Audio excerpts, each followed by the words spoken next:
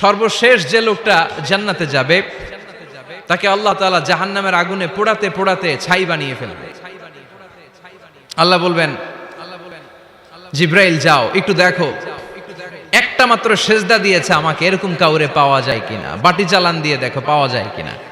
খুঁজে খুঁজে কাউরে পাবে না। আল্লাহ বললেন আবার দেখো, খুঁজে খুঁজে একজনকে পাবে, সামান্য ইমানের ছিটফোঁটা তার অন্তরে ছিল।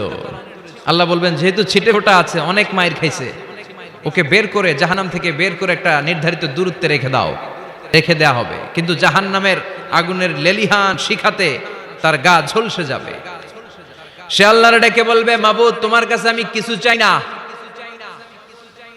জাহান্নাম থেকে তুমি আমাকে বের করেছো, জীবন নদীর পানি তুমি আমার গায়ের মধ্যে ঢেলে দিয়েছো, আমি আবার সজীবতা ফিরে পেয়েছি। আমি তোমার কাছে জান্নাত চাই না, শুধু নিরাপদ একটা দূরত্বে আমাকে রেখে আসো, যাতে